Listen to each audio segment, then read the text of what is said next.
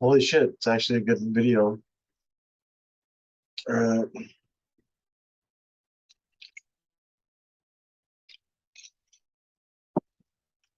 this ain't bad. Behavioral health integration, first decent reaction video. I'm so psyched. Oh my god, let's get started. Bill Burr. This is Bill Burr dating in depth. Dating, trying to date while in depth. For half a second, my wife started taking me some. I don't think it.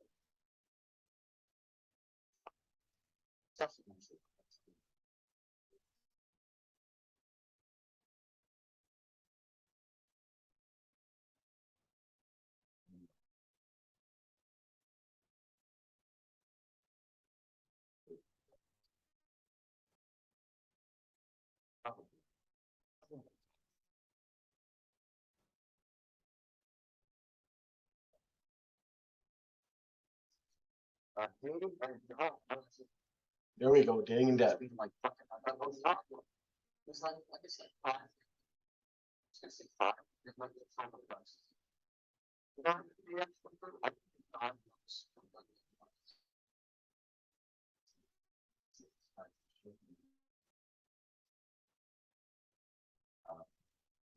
Somehow comes back, right? Maybe put the vaccine stuff like that. I did know I set the credit card debt in the United States broke a new all-time high record at 940 million. I'm not surprised. You know, it'd be fucking amazing. We all just help each other out. It's like winning a lottery. People get each other out. So you Yeah. have to have the top of education. Let people, I just wish somebody got them. Most people, they're going to get them not protected. That's what we have not enough.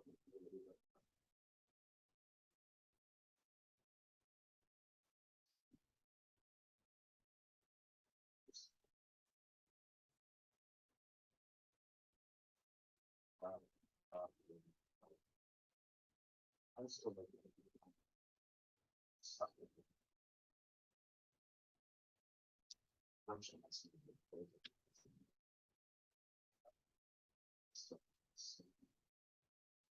started making money. That's the point.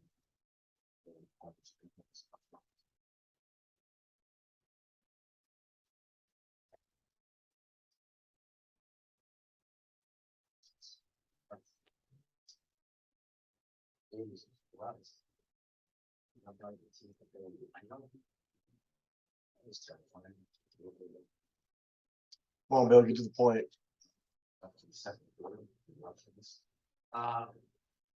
He makes a good point though. Like he does a lot of really good videos on stand up and people who want to be stand up, and I feel like he gives good career advice on that. Again, he kept his warehouse job and his comedian job to get that double income still, and I think that's very smart. I eventually want to do the same thing with podcasting. Um, so during the day, I'm a therapist. As I said in my previous videos, I'm a licensed alcohol drug counselor. I do have my master's degree in mental health and addiction. They call it co-occurring. But in the state of Minnesota, to be licensed, you need 4,000 hours of post-supervision experience. So I'm roughly 6, 7 months maybe away from that, give or take. And then I can get licensed, and then your rates can increase. Um, so again, I kind of compare it to my podcasting, where it's like I'm not making any money right now, though. But if I make enough, again, that's the weird thing is like I don't ever expect it to be that big, where it'll be equivalent to like my basic salary or a salary of like 50 grand a year.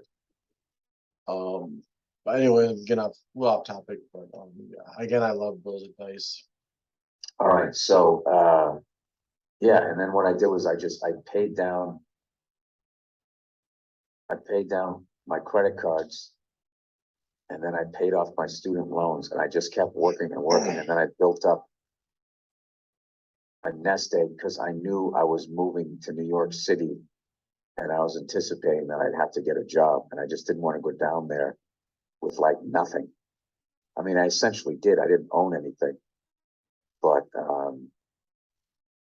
the fuck was that guy thrown into like 3 goddamn Buccaneers for? Anyway, that's brutal, man. And people have to live like that, and then that causes them. Also, according to the article, 22% of millennials are going into debt trying to date.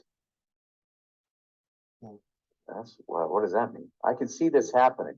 It costs $100 to go out for sushi and drinks, and most millennials don't make much money because they don't work or they chase shitty dreams while not sacrificing anything for it. Now, see, that right there is when you're blaming victims. It's just like, what do you like? They're a victim of this shit. No, why doesn't anybody look at the fucking bankers for putting people into these goddamn situations? What about the way corporations overwork and underpay people? Yeah. What Yep. about that? You know what I mean? 100%. What about that? I've been paying into Social Security my entire adult life, and now going to come in here and just take it away from me. Okay, great. Well, there's no more Social Security. Can I have my fucking money back? That I paid into it? That you were taking out of my fucking check? That's unreal. You know, and I noticed that too, like after the pandemic, they go, people don't want to work. It's like, or they don't want to work the way that they were working. Yeah. Maybe if they were getting fucking treated like human beings instead of like fucking animals, they'd be a little more excited to leave their house. Yeah, this was a huge issue in Minnesota where I was from. It was a huge issue everywhere where, again, we had like the stimulus checks and unemployment. And again, I don't know what it was like in those states, but like in Minnesota, if you got laid off and you were eligible for unemployment, you were literally making like close to 1,000 or if not a little bit more a week. You're literally sitting on your ass not doing anything for God knows I don't know how long. Obviously it's not like that anymore.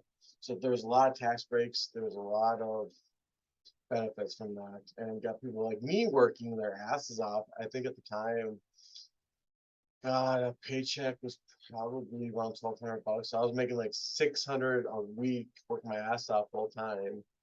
And these other people on unemployment were just making 1,000, not doing anything. And part of me is like, I don't blame them. I mean, my God, that was like, ugh, I would have loved that, but yeah, we're not all in that situation. Again, some of those people again could not work, didn't have the ability to work. So, but there were a lot of people milking the system, and you can disagree with me. I don't give a fuck. They're milking the fucking system, and that's not me saying I'm angry at them. I'm just saying that's what they were doing. So getting to Bill's point, yeah, like they just don't want to work, or they were treated like shit in their old jobs, and maybe they were getting all the great benefits. Yeah, a lot of things, and he also was getting into student loan debt, I think a little bit. Maybe that's kind of how I took it, I perceived it. Because me myself, I have like 6 figures in student loans, and it's ridiculous. And I have no one to blame but myself. See, I'm not one of those millennials playing the victim. I'm just saying, yeah, it sucks, but I have every intentions of working my way out of it. And I applied for that, like the Biden $20,000 forgiveness on that, on the process of that. So, and that gives me another thing. Yeah, it sucks to the people who did pay off their loans. I feel like they should be getting something too in this.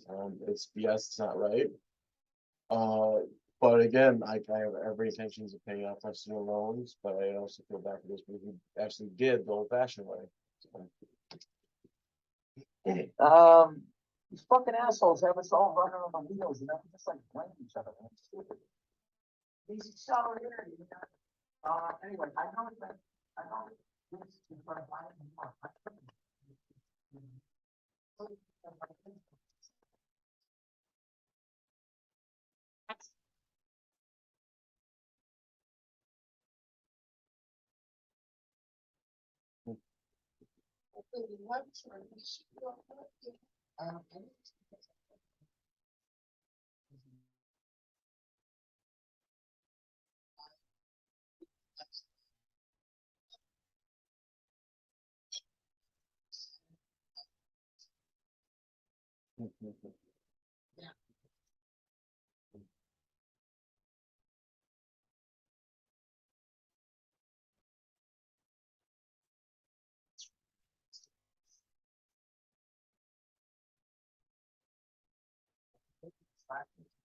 Mhm.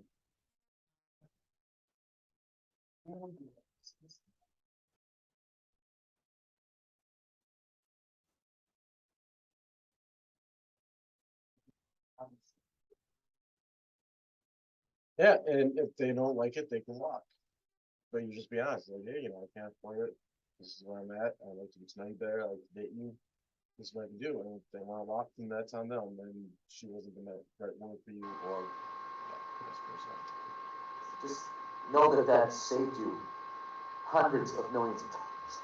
And stress and anxiety.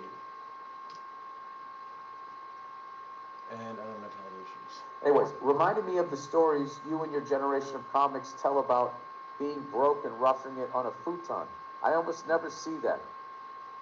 Yeah, well, you know what, in defense of you guys, there wasn't any Instagram and everybody acting like they had a whole bunch of money and presenting, most of them presenting a lie of how much stuff they have or what they actually look like, the shape that they're in, like, or even just the lie that having a bunch of stuff is gonna make you happy.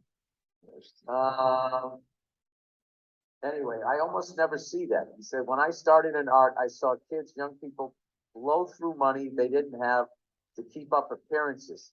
I found my place in it all, and I do very well now. I drove a hand-me-down car and never upgraded my phone unless I needed to. Smart man. Those plus a million other small sacrifices, and I'm doing okay enough to not have to worry about the cost of dating. I want to feel bad for ones that are struggling, but it's like your take on those fat people losing weight shows. They enjoyed 8 or so years of having anything they wanted, and now they're crying because it didn't work out. Insert Aesop's fable. I don't know what that means. All right, let's get to the next one here. All right. All right, dating.